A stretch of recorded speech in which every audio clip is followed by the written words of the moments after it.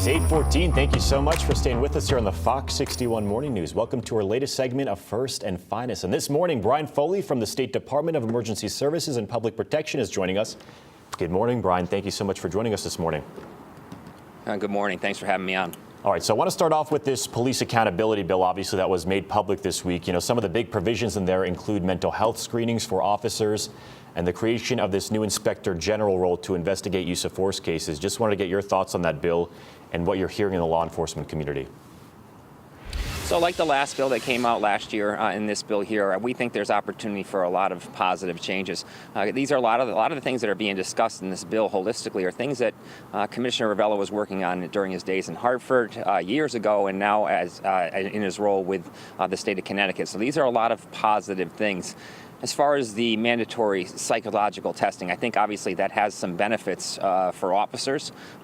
Look, there's a cost, though, that's going to be associated with that. There's a labor impact in regards to collective bargaining and how they're going to get that into the contract. But any sort of psychological review for officers can be a positive thing. It's good now that police departments should already be encouraging officers to come forward and seek that psychological training, and without the stigma of police officers going to get psychological training. I think, you know, historically that's been a sign of weakness. Also, coming into question is this 1033 program, and that's money from the equipment from the United States government to police departments. And make no mistake about it, there's been abuses in the past. Some of the smaller towns loading up on an arsenal of assault rifles and different types of things to offensively go after, essentially the way a community would say, going after a community. That's really not what the 1033 program should be used for, and it's certainly not how Commissioner Ravella has been using it. And so I think the 1033 program has some benefits. It just needs to be supported with policy. Look, everyone always says, oh, they bought a tank. These armored vehicles aren't tanks. They're only used to keep people safe. They're armored to protect the people inside them and only used in the biggest emergencies, the state of emergencies, the active shooters, the terrorist situations. That's when they're used. These things save municipalities money. Commissioner Ravella bought 2 tents to be used as for medical reasons, or when there's a certain situation where you need a structure outside and search and rescue. These are things that the state or municipalities would have to pay for, that we don't necessarily, that we're going to get for free from the government. It just needs to be supported with strong policies of what can be purchased and how that stuff will be used. To scrap the entire program is going to cost the state and the town some money. Right. And staying on this subject, I want to read something now. This is a statement from the executive director of the State Police Union. He sent a statement to Fox 61 and he wrote, quote, "If this proposed bill was to pass in its current form, we believe it will lead up many officers in the state of Connecticut to retire, resign, or reconsider police work." What's your take on that statement, and how do you find this balance?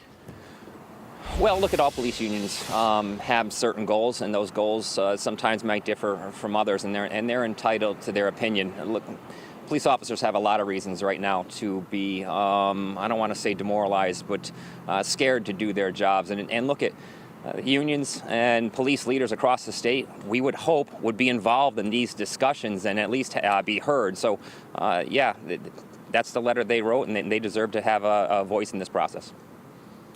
And moving on now, we talked about this a few weeks ago, but we are starting to see this upward trend of violence in all of our cities. You were talking about this, and all across the country, really. You know, can you talk about the discussions you guys have been having at a state level to combat this issue? You know, last Monday morning we got a call from the governor. He was concerned about the violence in the cities, and I'm sure it's going to happen again this week when we come in. You saw a homicide in each of the 3 large cities, Hartford, Bridgeport, and New Haven, during this past week. And a lot has to do, again, what we just kind of talked about is I think right now arrests are down, patrols are down, traffic stops are down, officers taking proactive action is down, shootings are up, violence is up. I think these things correlate to one another, and I think it's difficult for police leaders. You look, the cities need to have leaders, police chiefs and community leaders that work together, that the department trusts, that the community trusts, and they need to come up with long-term plans on how to stem this violence. And Commissioner Ravella has been meeting with the big city police chiefs probably since last September, planning for this summer now, where we are right now. So we're trying to do whatever we can to help and get those things lined up. But difficult time for cities to have to endure this. I bet. And staying on the subject of crime, one of our big headlines last week was about this gun and some other items that were stolen from a trooper's car. Can you tell us about any updates on that front? Well, unfortunately, a Connecticut State Trooper had a rifle taken from an AR-15, I believe, taken from the back of his police cruiser while in the driveway of his residence. First of all, right away, the state police initiated an internal investigation and also made the details available to the public, letting them know what had happened. But at the same time, for a cop to lose your gun, to have it out there on the streets, you're just not going to sleep at night until that gun's brought back. Not that, like, the state police are working hard. This is a part of a pattern of car breaks out in the northeastern section of the state to begin with, and that's something they've been working on very hard, and it actually happened to overlap with the efforts already being made. But you want to get that gun off the street. It's an AR-15, obviously potential doing some damage, and a Connecticut State Police raid jacket. Those items were recovered yesterday.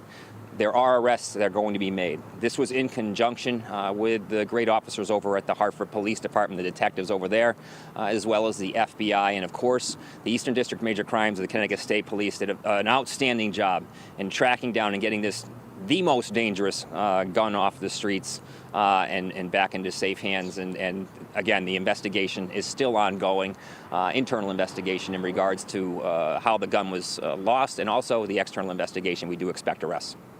And do you know when we can expect those arrests? Boy, I wouldn't be surprised if you hear something today, Angelo. We're waiting to hear from the major crimes detectives. It could be within the next couple of days, if not. All right, we'll stay on top of that. And switching gears now, earlier this week, we also saw state police release this 911 call in connection to the Hartford police chief investigation after he got into an accident. Can you walk us through that? Any updates on that front as well? So on our end, look at it. When you listen to that 911 call, obviously you have some concerns, and those who have heard it, it's frustrating. The first time I heard it, I was frustrated and felt bad for the caller as well. He got bounced around from Public Safety Dispatch Center, 4 different ones along the way. Now, we reached out to our folks, and the equipment and the infrastructure worked as it was supposed to. It was just in a weird part of the state where the first tower it hit was in Glastonbury, and it went over to the Glastonbury emergency folks.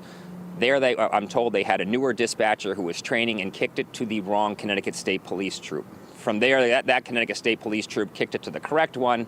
But again, that goes to medical emergency first. And let me be clear that had it have been a medical emergency in Glastonbury, they would have dispatched ambulances and fire and anything that they would have needed right away. Should that have been an immediate medical emergency, they would have done that. That wasn't the scenario here. It was more of a criminal investigation type of thing at that point. And so it was obviously frustrating to hear, but the infrastructure worked as it should, and there was a little bit of getting kicked over to the wrong police troopers, I guess what it boiled down to. But certainly frustrating to hear. But again, it's been addressed, and the equipment and infrastructure worked as it should. All right, Brian Foley, thank you so much for joining us. Thanks, guys. Have a great day.